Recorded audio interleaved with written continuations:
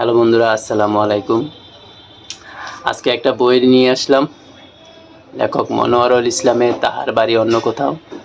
তো এই বইটা একটা হরর ভৌতিক টাইপের একটা বই এবং প্রথমবার পড়া ওনার। আর এই প্রথমবার পড়ার মধ্যে ছোট্ট একটু ভিন্ন অনুভূতি পেয়েছি। সাধারণত হরর যে বইগুলো আমি পড়ি সেগুলো দেখা যায় প্রতি পাতায় পাতায় আপনার একটা হরর যে অনুভূতি বা আক্রমণ সেটা হয়। তো এখানেও সেমভাবে আছে, তবে একটু গল্প, একটু কাহিনীটাকে একটু গোছানোভাবে এখানে সুন্দরভাবে উপস্থাপন করা হয়েছে। তবে প্রতি পাতায় পাতায় যে একটা হরর অনুভূতি, একটা আক্রমণ এতটা ঘন নাই। তবে হরর যে ব্যাপারটা, অর্থাৎ আমার কাছে কেন যেন মনে হয়েছে এই হরর ব্যাপারটার সাথে একটা রহস্যের একটা সংযোগ আছে। আপনি এখানে একটা রহস্য পাবেন শুরুর দিকে, কিন্তু একটা সময় গিয়ে দেখা যাবে যে আপনি জানতে পারছেন যে এই ভৌতিক ব্যাপারটা কি বা কে এই ক্ষতিগুলো করছে, কিন্তু তার সাথে কিভাবে মোকাবেলা করা হবে এবং কোন পরিস্থিতিতে তারা পড়তে যাচ্ছে এবং তার পরবর্তীতে তাদের কি হবে, সবগুলা অবস্থা আপনাকে এক প্রকার টেনশনে ফেলে দিবে। অর্থাৎ এটা পড়তে পড়তে আপনার মধ্যে যে উত্তেজনাটা আসবে সেটা আপনাকে শেষ পর্যন্ত ধরে রাখার জন্য যথাযথ এবং পারফেক্ট। কিন্তু এটার ঘটনাটা হচ্ছে এরকম যে সুনন্দা নামের একটা মেয়ে শহর থেকে গ্রামের বাড়িতে যায় বেড়াতে নয়, চাকরির সুবাদে। তো চাকরির সুবাদে যেহেতু গ্রামে যায়, তো সেখানে যেহেতু তার কেউ থাকে না, সে একটা ভাড়া বাসা খুঁজে। তো সে ভাড়া বাসাটা পায় একটা জমিদার বাড়িতে, যেখানে আপাতত কেউ থাকে না। কিন্তু সেই জমিদার বাড়িতে প্রায় কয়েকশো বছর আগে যে জমিদার থাকতো তখনকার কিছু ঘটনা ঘটে ভৌতিক। তার মধ্যে একটা ঘটনা হচ্ছে, এক কৃষক খেতে যায় চাষ করতে, কিন্তু সেই চাষ করতে গিয়ে আর ক্ষেত থেকে ফিরে আসে না। তখন ফিরে আসে না কেন? কারণ ওইখানে অদ্ভুত দর্শনের একটা দানব বলবো না রাক্ষস বলবো আমি জানি না, ওইটা ওকে প্রায় চিবিয়ে চিবিয়ে খেয়ে ফেলার মতো মানে অর্ধেক অংশই, শরীর অর্ধেক অংশই খেয়ে ফেলেছে। সেটা দেখতে পারে মনু মুন্সি নামে একজন লোক।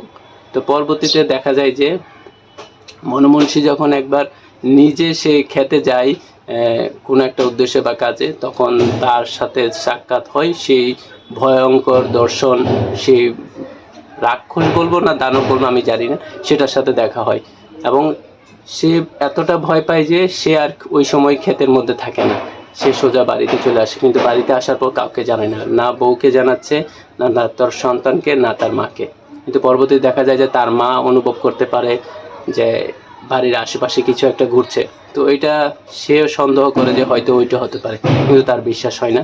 পরবর্তীতে যখন তার ঘরের মধ্যে, গোয়াল ঘরের মধ্যে বিশাল আকারের একটা গর্ত দেখে, তারপর কুকুরটার আচার আচরণ ভিন্ন দেখে, তখন কিছুটা সন্দেহ হলো, সে তারপরও প্রকাশ করে না।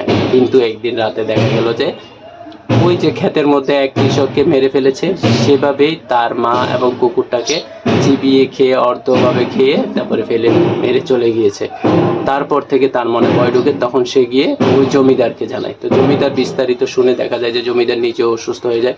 পরে সেই জমিদার এটার সমাধান চায়, তো সে সেটার সমাধানের জন্য জানায় পুরোহিতকে। তো পুরোহিত তাকে একটা পরামর্শ দেয়, সেটা হচ্ছে যে তাকে যেভাবে হোক ওইটাকে বন্দি করতে হবে এবং বন্দি করে তারপরে এটাকে মানে আটকে রাখার ব্যবস্থা করতে হবে। কারণ এটা যে ধরনের দানব বা রাক্ষস, এটা আসলে অনেক আগের ছিল, আছে এবং ভবিষ্যতে থাকবে। একে মারা যাবে না, কিন্তু বন্দি করে রাখতে হবে।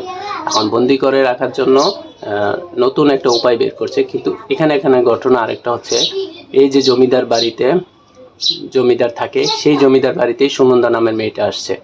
এখন জমিদার বাড়িতে দেখা গেল যে আরেকটা ঘটনা ঘটে, জমিদারের যে বউ, তার যে কাজের মানুষ, সেটা তার শ্বশুর বাড়ির একটা মেয়ে।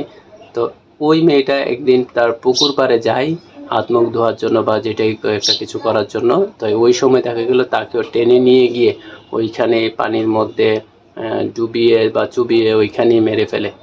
তো তারও সন্ধান পাচ্ছে না, একটা সময় পরে জানতে পারে যে ওই কাজের মেয়েটাকেও ওই দানবটা বা রাক্ষসটা মেরে ফেলেছে। তো যার মধ্যে যখন প্রচুর পরিমাণে ভয় ঢুকে গেছে, তখন দেখা যায় যে পুরোহিতের মনে একটা ভয় ঢুকে গেছে যে আদৌ ওরা পারবে কিনা। দুজনের মধ্যে দোলা বা সন্দেহ এগুলা দেখা দিচ্ছে। তো একটা সময় তারা সিদ্ধান্ত নেয় যে না, তারা আসলে এটাকে বন্দি করে রাখার একটা ব্যবস্থা করবে।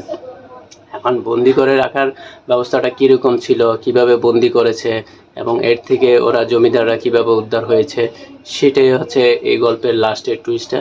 শেষ পর্যন্ত সুনন্দার সাথে কি হয় এবং জমিদাররা কিভাবে তাকে বন্দি করে এবং কিভাবে এটার ব্যবস্থা নেই, সেটা যদি জানতে চান তাহলে পড়তে হবে এই চমৎকার এই তাহার বাড়ি অন্য কোথাও এই উপন্যাসটা। তো আজকে ভিডিওটি এখানেই শেষ করলাম, দেখা হবে নতুন কোনো ভিডিওতে। আল্লাহ হাফেজ।